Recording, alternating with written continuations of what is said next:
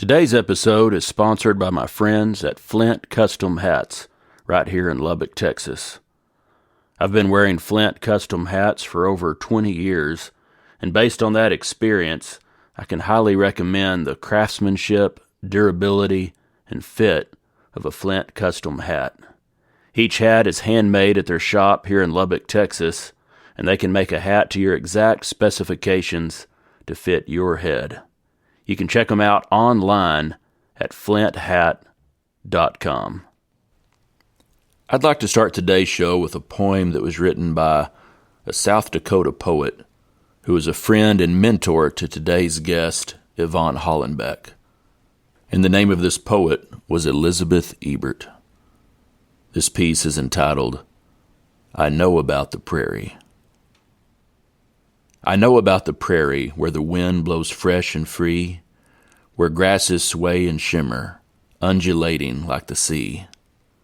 I do not know the desert with mesquite and prickly pear, and its air of silent mystery.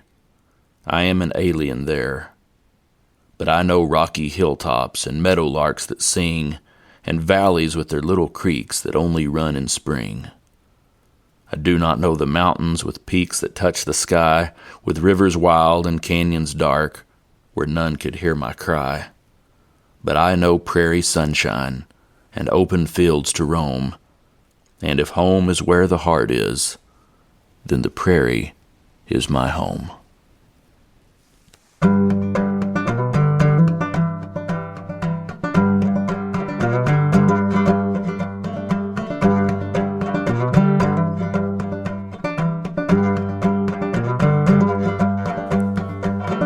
Howdy folks, this is Andy Hedges, and you're listening to Cowboy Crossroads.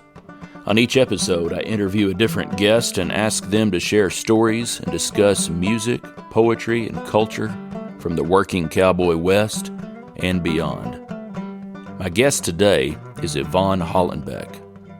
Yvonne Hollenbeck is a poet, quilter, musician, and lifelong rancher's wife. Yvonne and her husband Glenn ranch in Clearfield, South Dakota, and Glenn has been known to call her his kisser, mixer, and windmill fixer. She is the great-granddaughter of old-time cowboy and poet Ben Arnold. Red Steagall has said that she is truly a special gift to mankind. And cowboy poet Pat Richardson once wrote this, "She's the queen of South Dakota. She's penned verses that I quote. She's the poet that I envy. She writes poems I wish I'd wrote." I sat down with Yvonne during the National Cowboy Poetry Gathering in Elko, Nevada, and recorded this interview. Here's Yvonne Hollenbeck. I was born September 3rd, 1945, and that was the day that President Roosevelt signed the truce ending World War II. So I kind of ended the war. And I was born, my parents lived in Gordon, Nebraska, which is in the Northwest Panhandle. And I was born in a little hospital in Rushville. And at that time, they had to stay in the hospital 10 days. And Mom said that it was a real hot weather period. And they had to have the windows open. But the day I was born, everybody was celebrating. The church bells was ringing, and people were riding on the fire truck, and it was driving up and down the streets with the siren going, celebrating the fact that the war was over. So that was when I was born. And then my dad was a farmer, a wheat farmer. And he also, he had a couple straight trucks, and he did trucking in the wintertime when he wasn't farming, for people. At that time, there wasn't semis and things, and they would haul, I think the most was 12 head of cattle on one of those straight trucks. And then he would haul grain, feed and stuff down to the ranches and to supplement the income. Plus, he was an outstanding fiddle player. And so he had a band and played dances and stuff to help supplement our income. Both my parents went through the hard times. And they were very conservative, and they were very hardworking and saving, and so we had a simple life, really. But my dad was born and raised in a sod house in northern South Dakota, and that's where he started playing the fiddle. Played for house dances starting when he was 7 years old. Of course, never had any lessons or anything, but them old Norwegians taught each other, I guess. So we had a lot of music in our family. All the time, us girls, I had 3 older sisters, and we played the piano, and I started courting with my dad. He said when I was about 4, but I think I was about 6 or 7. And I started courting with him when he would play the fiddle. And that went through our life. He died when he was 98, and I was still playing, accompanying him when he wanted me to. And another thing that was unusual about our music was when he was 98, he got pneumonia at Christmas time. And my mother had died, and he was alone, and they just felt like he needed to go to a care center because he was so weak and everything. So in the last 7 months of his life, he was in a nursing home. And when he entered the nursing home, I mentioned bringing his fiddle up. And the director of the nursing home said, no, don't do that, because we had a lady in here that played the organ for church all her life and everything and give piano lessons. And she tried playing the piano, and she couldn't read the music or couldn't remember how. And it was so frustrating. So she said, we encourage people not to bring musical instruments or anything for them. So I accepted that. Well, they asked me to play for a church service the Presbyterian church was having. And when my dad found out, he said, well, why don't you bring my fiddle? I'll play with you. I said, well, okay. I said, we'll go down to chapel and practice. So we go down there, and he tunes it up, and he never missed a lick. He knew every old hold down. The only thing he couldn't remember some of the names, like Johnson County Breakdown or Annie, Ragtime Annie. And once he got to playing it, and then he'd say, now, what one was that? And I'd say, well, Ragtime Annie. Oh, sure. He never missed a lick. But I think it's because he learned to play by ear, and it was like learning to talk. It was in him, But so he's 98, and his little fingers were just so nimble, and it was wonderful. And was he mostly playing like for dances and things like that? For a lot of years. He had a dance band. In fact, Howard Parker, that was the first dance band he was in. Him and his brother David, and a guy named Gordon Benson, who was a great singer, kind of a Don Edwards almost type singer, and a guy named Rich Cobb. These are young fellows, like teenagers or 20 at the most. And Rich Cobb was a steel player, and they were good. And then it was called Harry Hansen and the Sunset Ranch Boys. And they were really a tight band. And back then, they were not only popular, playing for dances all over, but the Nashville stars, when they would come through, like to Rapid City or Chadron, Nebraska, or places, they didn't have buses and bands. They would hire area band to back them up. And so my dad and his band they backed up Jim Reeves and Ferlin Husky, Cowboy Copas, quite a few of them at these concerts. And they had a radio show, KCSR in Chadron, that they had a radio show every Saturday afternoon. And then on Tuesday nights, for several years, they had a live television show called Clury's Corral. And that's when Howard was young. Well, then kind of the Rich Cobb, the steel player, and he got drafted and was in Germany in the service and stuff, and it kind of split up the band. Well, then Howard started announcing rodeos and doing things on his own, and then my dad started going to contests. Like, there was a lot of country music contests around, and he did very well. He was a regional champion at Weiser, Idaho in 1967, and then he also judged Weiser, Idaho the year Mark O'Connor won it. He judged it with Janet J.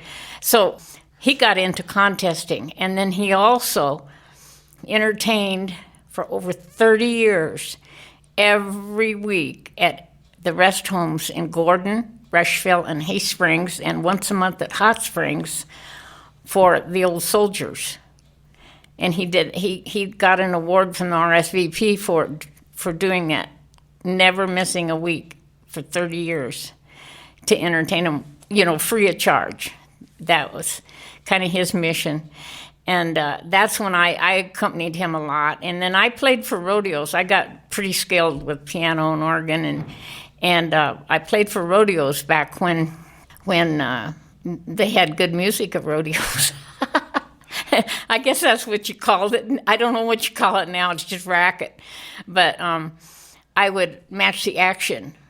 And there again, I played a lot by ear, although I did read music well. And in fact, I got a scholarship at Kansas University from a senior recital I did at Shadron College for piano, but I just wasn't interested in studying piano or music, and like I say, I played a lot by ear. And a lot of the tunes I knew I had got from playing with my dad, and a lot of the old tunes. How old were you when you started actually going out and playing gigs with your dad? Oh, probably 16. Yeah. Although it was kind of hard because I was a teenager and it wasn't really, that was a rock and roll era. But then when older, I used to accompany him some at the contest, but not too much on the piano. He had several real skilled flat top players that backed him up.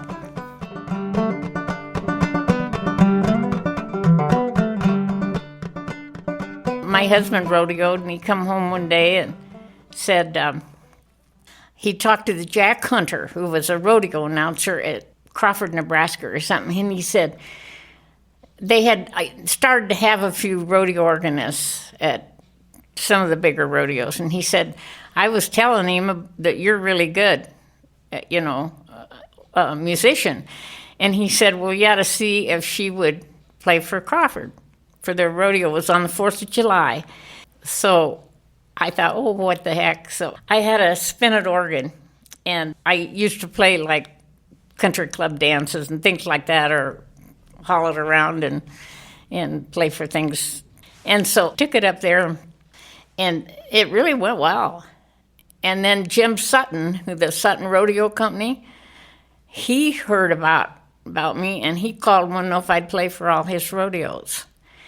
And that's where Glenn was a pickup man, and that's actually where I met him.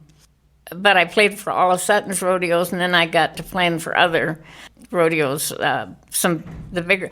I had some of the biggest rodeos that used an organist. The bigger ones had bands, brass bands, like Denver and Omaha and stuff. But for instance, Walt Allsbaugh Rodeo Company, he hired me to come out and play for some rodeos in Arizona, and that's the first time I'd ever been in an airplane. But he got my tickets, and then they rented an organ for me to play on when I got there. And I went to Payson and Globe and Yuma rodeos and played for them. And this, I don't know, 70s? Late 70s or early 80s.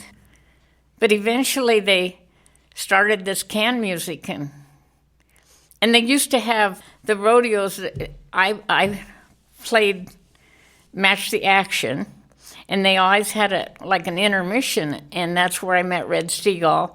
They'd have different national entertainers lots of times, and then I also was called what they called a show organist at some big fairs, like the Clay County Fair in Spencer, Iowa, for instance, the biggest county fair in the world.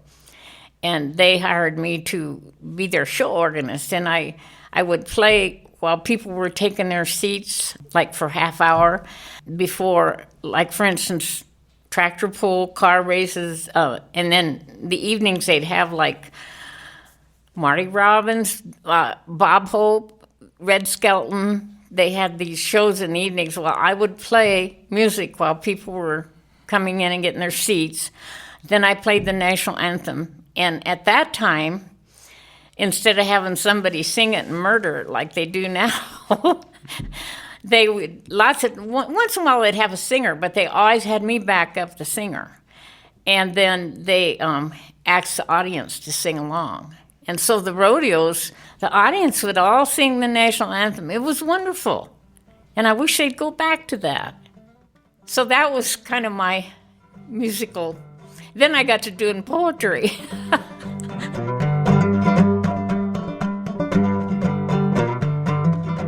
The stock contractors were, they always had good contract acts. And if you watch, like, the Cowboy Channel, the NFR and stuff, there's this Anthony or Lucia.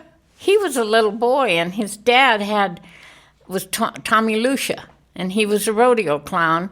And I remember they called him TJ. Was just a little kid that was come along with his dad, and his dad had a monkey, and he had some great contract acts. Wonderful. And they don't seem to have that anymore. Oh, there's the one-armed bandit. There's a few that are good, but not like there used to be. It was a wonderful era.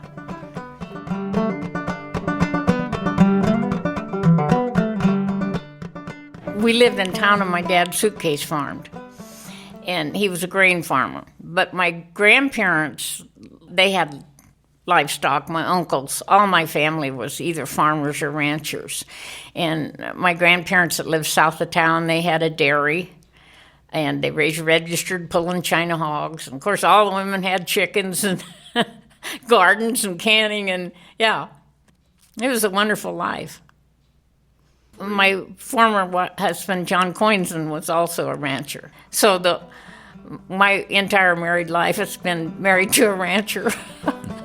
So.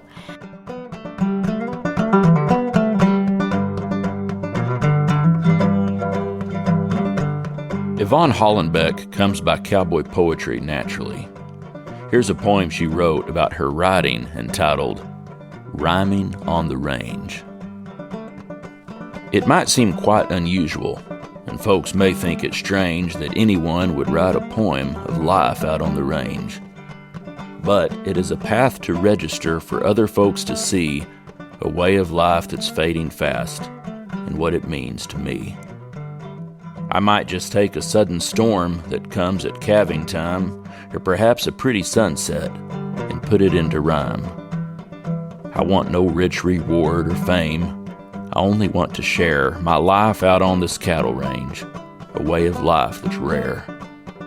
Yes, this life is quickly fading, much like the morning dew, so stories that describe it must be accurate and true. And when my life is over, if one thing will remain, my poems about a ranch life, then I have not toiled in vain. So while I'm living on this earth, there is nothing I would change, as long as I'm so fortunate to be rhyming on the range. Both my grandmothers wrote poetry. In fact, my dad's mother, who lived in a sod house that was so poor, she wrote poetry constantly. And she wrote little articles in the local papers. That was the only income she had. And that was very little. She didn't have paper. I mean, this is hard to fathom. After all we waste, she would write poetry. I have a box of poems and stuff that she wrote. They were pretty short, but she wrote on the backs of calendar pages or open up an envelope and use the inside. Anything she could find to write on, she had little poems. And, she didn't have a typewriter, and then her dad was a well-known old-time cowboy named Ben Arnold, that there's a lot of history written about him. And he wrote poetry. And in fact, he wrote, so I guess what I'm saying, I guess that was bred into me. He wrote the poem that Don Edwards sang the song to called His Campfire Has Gone Out. That was my great-grandfather that wrote that. Did you know him? No. He died when my dad was 14, I think, and yeah. Was that something that was talked about in your family, though? You grew up knowing about that poem? Just knowing about him, and he had quite an adventuresome life. Yeah. Yep. Did he write other poetry? Oh, yeah. And do you know who Ed Lemon is? Ed Lemon, Lake Tomb and Lemon was the L7 cattle company. And Ed Lemon they called him the boss cowman. And they drove the cattle up from Texas, and they had the largest fenced-in pasture unit there was ever. And Ed Lemon, they ran thousands of cattle in the open range days. And my great-grandpa worked for him for 17 years. And he talked, in the books about Ed Lemon, called Boss Cowman or the different books, he talks about what a good cowboy my great-grandpa was. And he has a lot of the poetry. And it seemed like them old boys would write, instead of writing letters, they'd write poems. Do you remember riding this horse or this or that? They'd write it in poetry form. But yeah, I have quite a few of his poems, that my grandma had saved and stuff. So poetry, well, I think all the women, grandmothers and maybe men too, but they wrote poetry or they clipped it out of the Cappers Weekly. I have scrapbooks that my other grandma had saved all these neat little poems and stuff. And lots of times for a bedtime story, I'd get a poem read to me. So I guess I just thought in rhyme. When did you start writing your own poetry? As a child, but it come out of the closet when, I guess it was about the early 80s. And my oldest, I have two daughters, and they were going to high school in Valentine. So we had a house in town because it was too far to drive, and girls need their mothers with them. So I stayed in during the week. And I took a night course of photography with a journalist and photographer named Mary Ann Beal. It was pretty well known in Nebraska. And it was a photography class, but after the class one night, she came over to my house to have a cup of tea and visit. And somehow we got on the subject of poetry and things, and I said I like to write poems. And she said, "Can I see one?"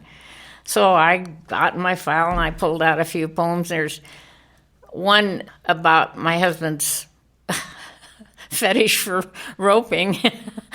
And she said, "Can I have a copy of that?" And I said, "Well, sure." So I had an abstract business, and I had an office in my house. So I had a copy machine and everything. So I made her a copy, and she, thanked me and everything. Well, about 6 months later, I'm in the grocery store, and there was a ranch lady that come up to me, and she said, "I love your poetry."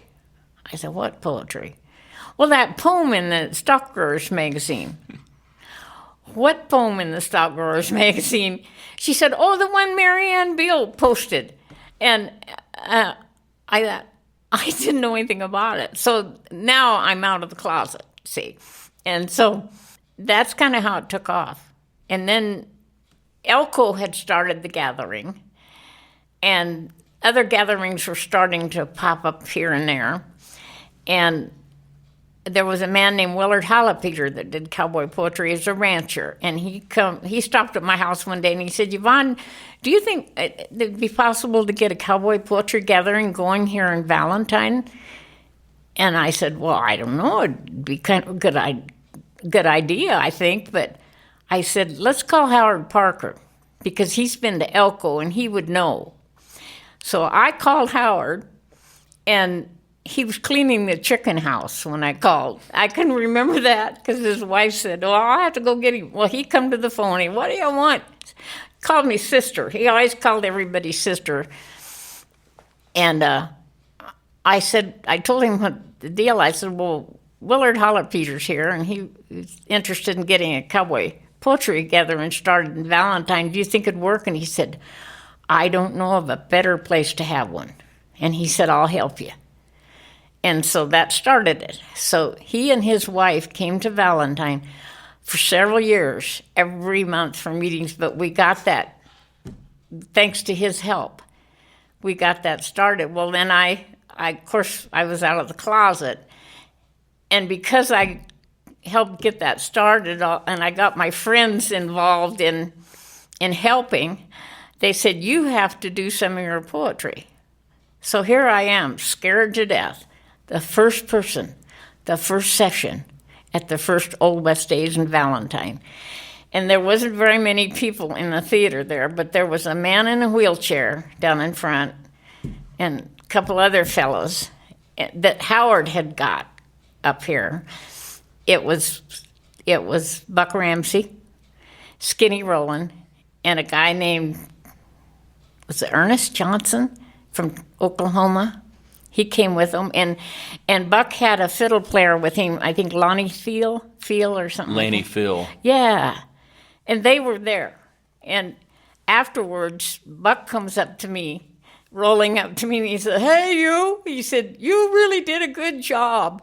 He said, I know you were scared, but you stick with it. He said, you'll do fine. You keep doing it. And that Ernest Johnson, he was from Oklahoma, and he said, she's a lot better than them cowgirl poets we got down there, ain't she, Buck? I can just remember that as I was kind of embarrassed, but I did not realize the people I was talking to, how impressive they were. And I used to get letters from Skinny Rowland. You know, he was absolutely hilarious. He was great. But that's kind of how I got started.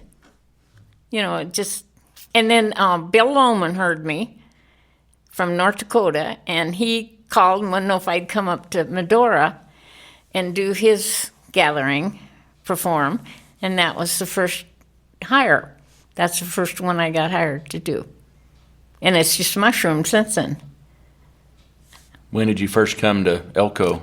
I think it was 2001 or 2000, right in there. 2001, I think. And that was an experience. I was scared to death, and I don't think I'd ever been west of hardly west, just into Wyoming. And so here I come to Elko. Glenn come with me. And I didn't know what to expect. I did not know how big it was or anything. But I was supposed to be on a show, a matinee in the auditorium with Red Stiegel and a gal from Nebraska named Lynn Danair Messersmith. And the three of us were on, I suppose, a ranch family show or something. But the theater is full. And, of course, Red had become a good friend of mine from the days of playing for rodeos. So I was comfortable with performing with Red. Anyway, Red had been to George Bush's inauguration. He and Gail, his wife, had went to the inauguration, and while he was there, he had got very sick. And they flew him back to Dallas, and he had surgery on his colon or something. He was very seriously sick. Red's kind of like a cat with 9 lives. He's had some really serious things happen to him. So this is right before Elko. And instead of getting someone to step in and take his place, they come out, the announcer, or the MC comes out, and the auditorium is full. And he says, I regret telling you this, but Red is unable to be with us today. And the whole audience, several thousand people go, oh. And this Len and I had to carry the show. So that was really my first experience. But we got by okay, I think. But, I'm sure the audience was so disappointed, and I was too. But those things happen.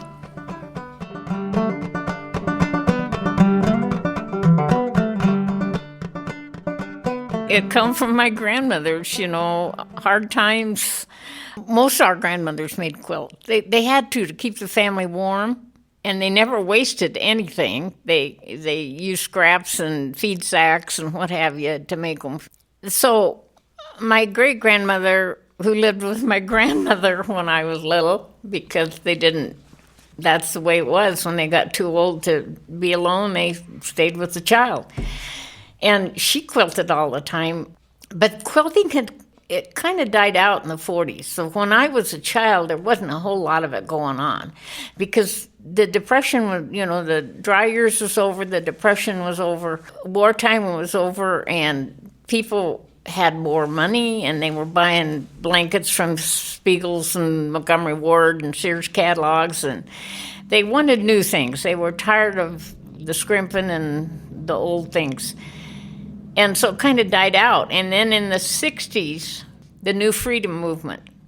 And I always say, if there's any old hippies, God bless you, because they brought back a lot of the traditional crafts.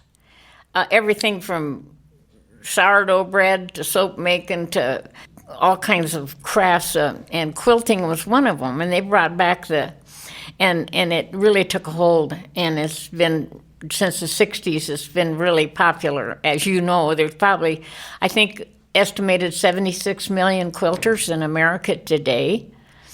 But my mom started making quilts in the 60s. And she would cut out things in the summertime. In the wintertime, she worked on her quilts. So she taught me pretty much. I sewed, my sisters and I all sewed, but Mom, when she got to quilting, of course, she had learned from her mother and grandmother, so she taught me a lot. And I got started quilting, and I have ever since. I'm what they call a traditional hand quilter, and I piece them by hand, and most of my quilt by hand. And I find it very relaxing, and I'm not a big TV person, and so in the evenings, lots of times I just work on a quilt. That's my hobby, pastime. My mom used to quilt, and she would have this big kind of stand set up in the room. Your frame? Mm-hmm. Big frame. It would take up the whole living room, and she would have friends over that would come and help. Is that the same style? Yeah, I do have a big frame. It belonged to a neighbor lady that was a homesteader, but I based mine, and then the sandwich, they call it. That's the top and the batting and the backing. And I based it, and then I quilt in a hoop. I have a lap hoop. I also have a floor hoop. My husband watches RFD. Thank goodness he don't watch the news channels and stuff, but he watches RFD and the rodeo channel 24/7, I swear. But he mutes it because he doesn't like the screaming announcers and the murdering the national anthem and all that. So he usually mutes it, but he just watches it intensely. Or I'll just go YouTube and he watches calf roping matches and things. So I sit in my chair and quilt, and he sits there glued to the roping on TV. That's our evening. How exciting, huh? Yep. Would you tell me about that beautiful quilt you made that's hanging in the Western Folklife Center? Okay, after they got acquainted with me and my habits, I think Meg or someone asked me, they wanted to commission me to make something special for the 25th anniversary. I said, no, you can't hire me to do it, but I'll make something. So I come up with this idea of making these blocks. It's the formation of that quilt is trip around the world. But I used what they called shadow box blocks instead of just squares to form that colorful arrangement, where it kind of forms a circle. That, like I say, is the trip around the world. And so I kind of designed it in my head and thought we'd get the brands or the logos of all the entertainers that performed the first 25 years. So they sent a letter out, and I made some little kits, so if they wanted to make their own or have a sister or somebody make their own and send it back to me, that would be fine, or else I would make all the rest. In the letter the Folklife Center sent to the performers was, when she reaches a limit, so if you want on it, send your name and your logo and everything in, because when she reaches her limit, then we're going to cut it off because, And I think there's 170, and not 171 or not 169. We got exactly 170 people. Was that meant to be or what? There was nobody, no stragglers that got left out. No, wow. If they did, that was their. But so we have from Australia and we have them from Canada and are on there, and then I journaled it as I worked on it, and I'd take, like I say, I'm a hand worker, so I'd always have some blocks and things with me when I traveled. And so I'd be working on them in an airport or something. I spent a year making it. It was, like Walt LaRue sent his, and he did some artwork on the envelope. Glenn Orland's another one. Ian Tyson, every time he'd see me, he'd say, "How's our quilt coming?" They felt a part of it. The entertainers felt like it was their project too. So it was really meaningful. But I told them, I said, I don't want you to sell it. They used to have an auction. I said, you just keep it and do what you want to with it, but don't sell it. It belongs to the Folk Life Center.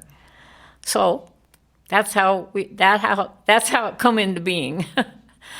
Well, and it's prominently displayed there at the Western Folk Life Center. Yeah. You can see it when you walk in the door across the bar. And then I think I made an alphabetical list of all the names that are on there.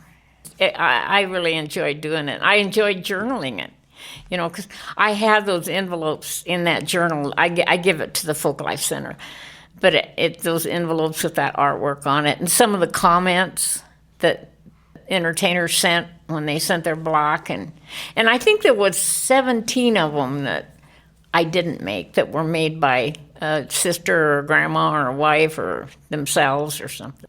The ones around the center block, which is the logo of the Western Folk Life Center, I think it was tan-colored ones.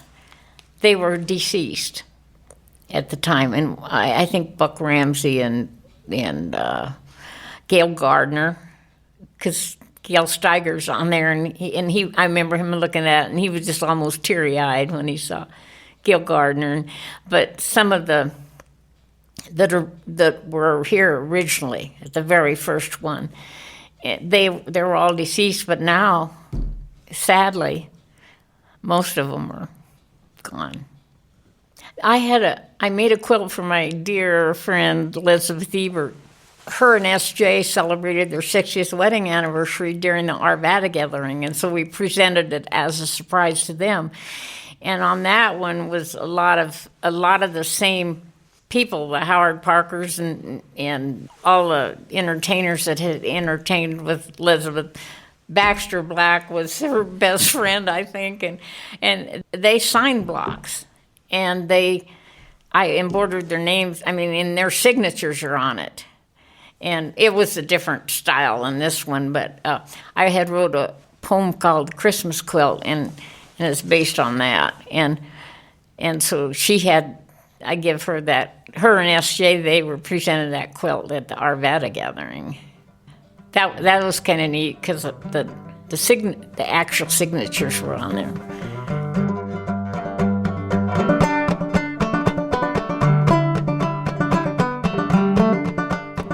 One of Yvonne Hollenbeck's greatest influences and friends in cowboy poetry was fellow South Dakota ranch wife and poet Elizabeth Ebert.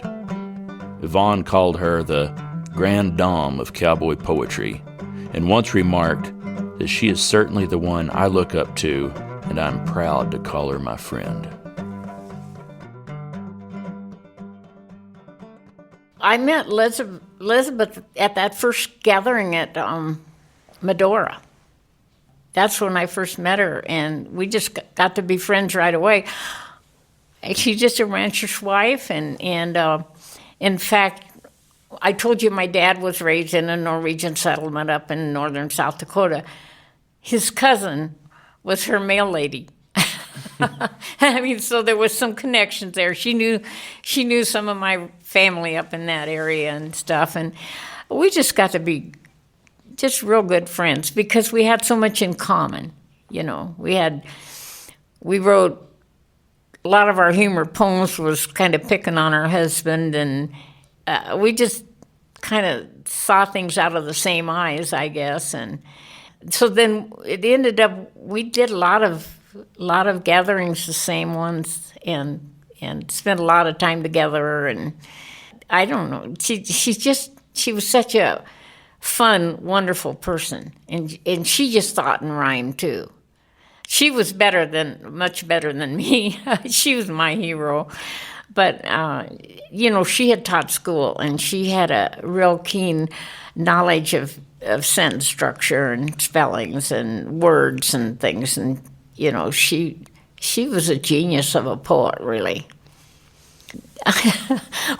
One thing her and I both compared each other with a lot was we'd rather sit and write a poem or do something besides clean house. And she was telling me about one day, she said, oh, my house was just upside down. And she said, I had dishes in the sink. And she said, John, my son, who was living with them at the time, he had disassembled a motor. And he had it out there on their porch, strung all over. He had a terrible mess. And she said, somebody came to the door. And I thought it was some darn salesman. And she said, I wasn't even going to answer the door because it's just, out there on the ranch. And she said, the only body be coming would be some feed salesman or something. But she said, he knocked several times, so I went to the door, and it was Baxter. And Baxter had been doing a program in North Dakota or somewhere, and he was driving through, and so he come and he spent half a day with her. She said, I was so embarrassed because my house was, but he didn't seem to mind. And that was just Elizabeth.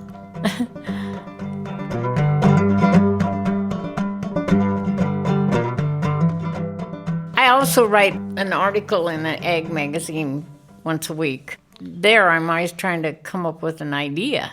Where I'm not writing poetry, I'm not trying to come up with an idea, but something will happen. Or I'll see something on the news. I stay completely away from politics. Can't stand politics. But there'll be things on the news that trigger a poem. And then sometimes they just happen to come along. Like I mentioned this Willard Halapeter that helped start the gathering in Valentine. He was a rancher, and he liked to do cowboy poetry. Well, his grandson, Josiah, was killed in Afghanistan. He was a sniper, and he was killed there. And so it was quite a tragic thing for the Valentine, Nebraska area community, because the boy was raised on a ranch there. A little town east of Valentine called Woodlake, and that's where Willard's address was. So I had been to Omaha doctoring, and I was going to Gordon, where my parents lived. So I'm going clear across Nebraska on Highway 20, and it's a summer afternoon. And I knew Josiah had been killed, but they had no idea when they would get him back for a funeral or anything like that. It was just one of those things that was just a sad event in the community. So I'm driving along the highway, and I see all of a sudden I get, probably 80 miles from Valentine, and I start seeing flags. Flags on ranch signs, flags in big bales of hay. It was kind of unusual, because it wasn't 4th of July or anything like that. So I stopped at the cafe in Woodlake to use the bathroom. And I go in there, and there wasn't anybody there, I don't think, but the waitress. And I said, why are people flying flags? And she said, they're bringing Josiah home today. Of course, when I got closer to Valentine, it was just flags all over. There was, of course, Valentine, they had a big heart. When you come into town, it was just solid flags. And so this poem just came to me. And I would write in my lap while I'm driving, and then I tried to decipher what I wrote because I really wasn't looking. And but I just wrote that poem, Fly a Flag for Josiah. That it just And so sometimes things like that will trigger a poem.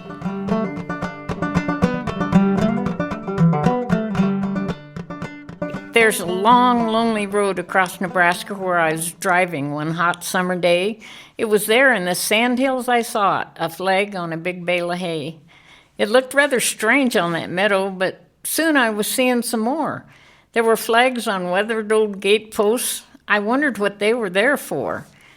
I came to a village called Woodlake, and I stopped at a little cafe. I needed a break, but casually asked, "Why are those flags flying today?" The waitress then told me the reason, with tears in her eyes, paused to say, "We're flying those flags for Josiah because they're bringing him back home today." He was raised right here in the Sandhills, but he answered the nation's call and became the finest of soldiers.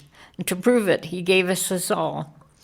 So we're flying those flags for Josiah. After all, it's all we can do to show our respect for his service, defending our red, white, and blue. Well, I thought of the words that she told me as I soon headed back on my way, how it sure wouldn't hurt us to fly them to show that we care every day, because there's more that have fought for our freedom. And that banner that waves in the sky is for all of the veterans who fought for that flag, so liberty shall never die. Those folks gave their all for Old Glory. Like this lad, we all owe a debt. By flying a flag in their honor, we're showing we will not forget. So let's all fly a flag for Josiah and for all of the veterans, too. They've all paid a price for our freedom. After all, it's the least we can do for those who have sacrificed for us. It lets them know how much we care. A symbol how we love our freedom is that flag flying free in the air.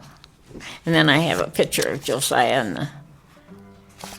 But that, beautiful. Sometimes they just, something like that will trigger a poem.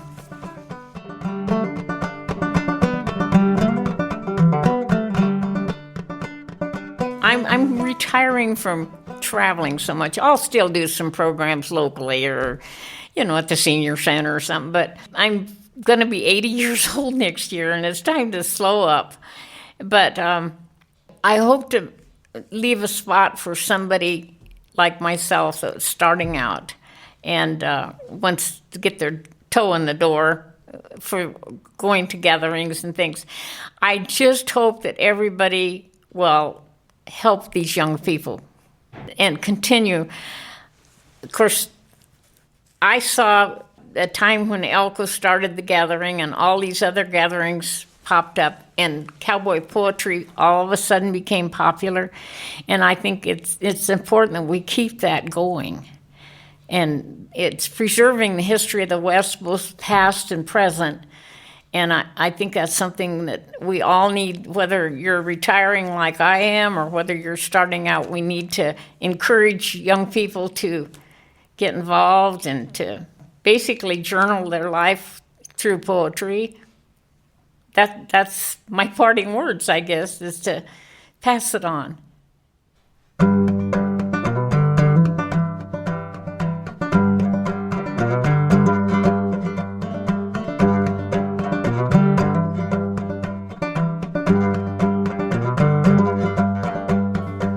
All right, folks, that's it for today's episode. I'd like to thank Yvonne Hollenbeck for taking the time to visit with me. You can find out more about Yvonne at YvonneHollenbeck.com. I'd like to thank Flint Hats for sponsoring today's episode. You can find out more about Flint Hats and order your own custom hat at FlintHat.com. I'd like to thank Hal Cannon for playing the Cowboy Crossroads theme music. You can find out more about Hal at halcannon.com. I'd like to thank my Trail Boss patrons, Bob Kelly, Chris Ryden, Scott Anderson, Paige Marie Polis, and Gabe Rosen for their support of this episode. If you're enjoying Cowboy Crossroads and would like to help me keep it going, you can become a patron at patreon.com/Cowboy Crossroads. That's patreon.com/Cowboy Crossroads. You can also make a donation on my website at andyhedges.com. If If you'd like to contact me with a question or a comment or a story, I'd love to hear from you. Send an email to andy@andyhedges.com. Thank you for listening to Cowboy Crossroads.